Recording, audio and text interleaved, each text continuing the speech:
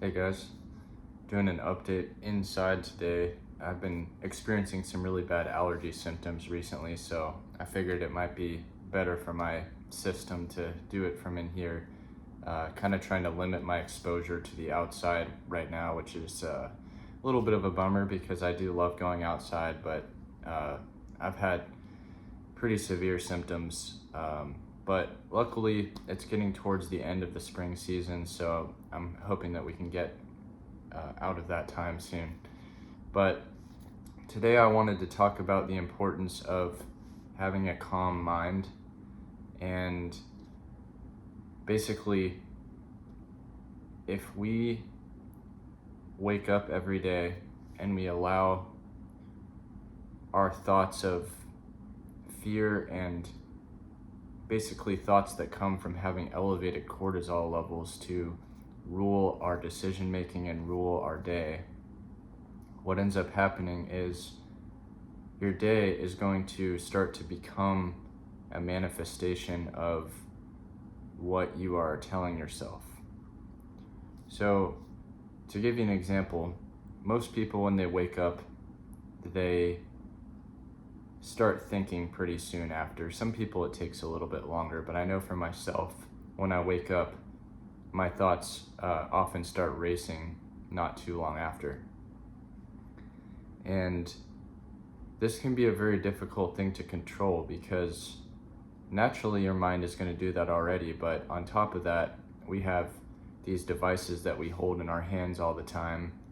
We have TV, we have streaming services, all kinds of things that are just putting information into our brain before we even really start our day. And if you let that stuff just manifest, then by the time that you actually go and do something, you're going to be feeling overwhelmed and you haven't even done anything productive yet. So, keeping a calm mind, I think, can be a difficult thing to do in those situations because it can feel impossible. It can feel like even if you internally are trying to have a calm mind, we have these external factors that are taking away our ability to cope, basically. Or cope may not be the right word, but our ability to distinguish our thoughts. So, I've learned a few things about this recently because I have been doing several different forms of calming my mind for months now. And this is something I've always been pretty adamant about, but I was not always great about taking my own advice until recently.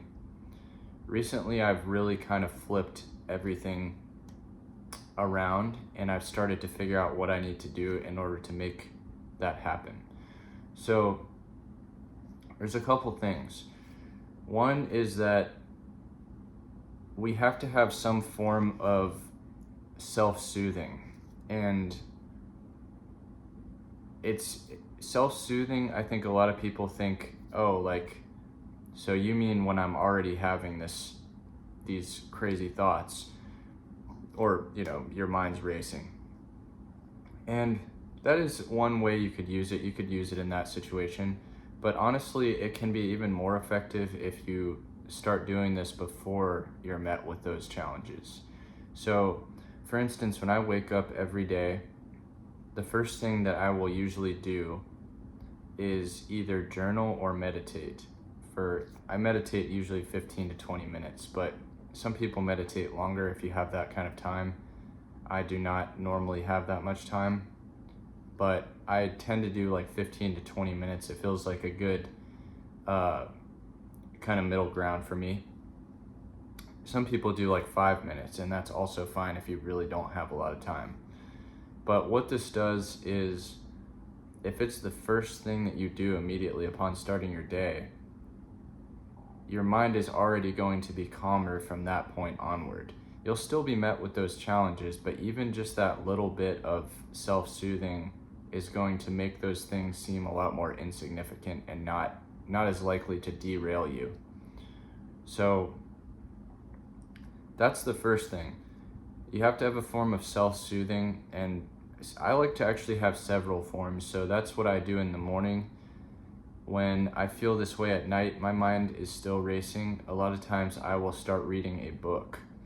And reading a book is a good way to just shift my mind from trying to think about too many different things to suddenly I direct my attention just to the book that I'm reading.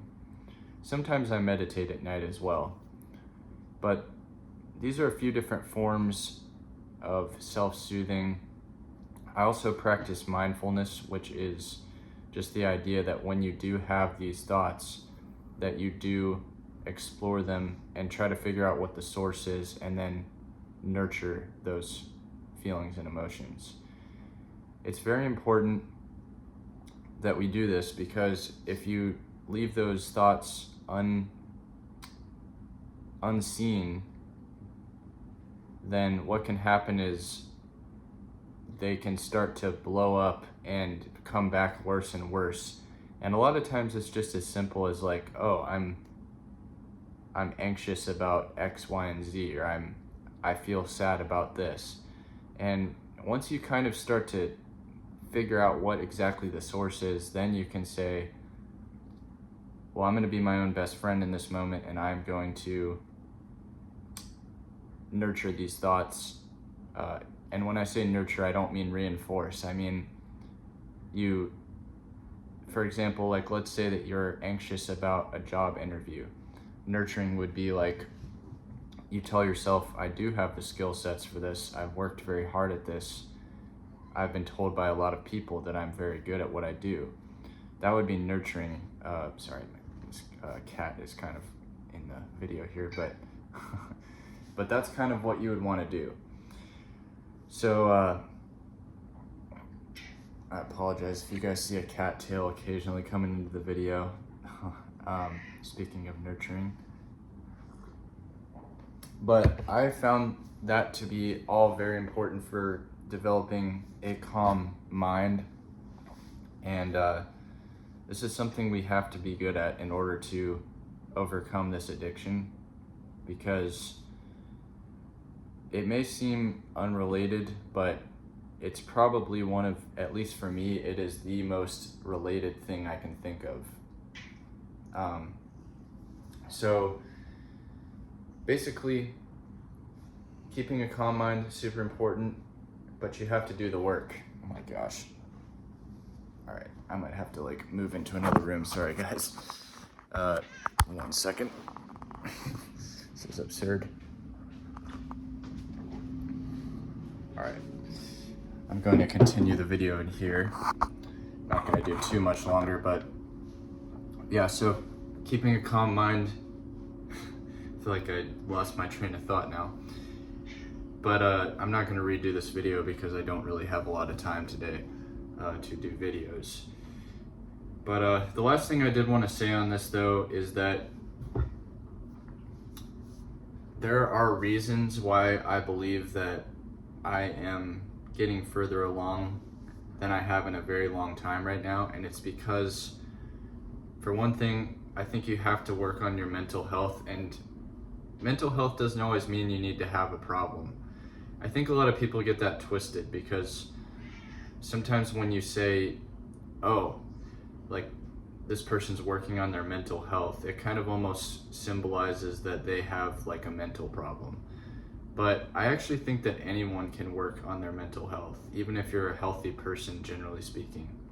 Because a lot of times, even if you are like 90 or 95% mentally healthy, there are almost always things from our past that we haven't dealt with for anyone. And if you can work on just that 10%, or maybe it's like 5% that is not maybe as mentally strong or healthy as you want it to be, that can make a huge difference when it comes to these unhealthy coping mechanisms. And it certainly has for me. This year has really been a big game changer in this department. And the other thing too is you've got to build good physical health, which will directly impact mental health as well. So physical health can be it can include things like working out at the gym, which I've been trying to do at least 3 or 4 times a week recently. But it doesn't always have to be that. It can also be just hiking out in nature. It doesn't always have to be super strenuous, but it is good to do strenuous activity too. And also, on top of just the working out part, you got to make sure that you're eating right, because all these little things are going to carry into your mental health. I eat pretty healthy, generally speaking. I've been in a bit of a transitional period recently, so I haven't been able to be as on top of like making sure I'm getting enough protein and like counting. I'm not a big fan of counting calories, but I have done it in the past. But I haven't really been on top of that stuff recently. I've still been exercising, but not really keeping track of that as much. But that can be helpful too if that's something that you really want to focus on, like if you have specific goals. But yeah, hopefully all of this helps you guys. I just really feel strongly that in order for us to make this change in our lives and other changes, there's no way to do it without working on your mind as well.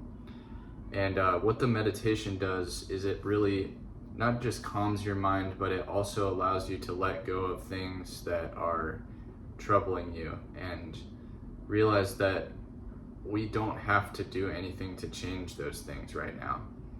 Sometimes it can feel like there's this sense of urgency that we need to change our situation, or that we need to do some mental work to like try to figure out what the solution is. But sometimes we don't need to solve anything.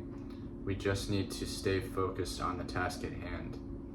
So anyways, hopefully this is helpful to you guys. And I will update again soon. But yeah, sorry that this video has been a little bit interesting with the cat thing, but maybe it was entertaining at the very least. All right, peace.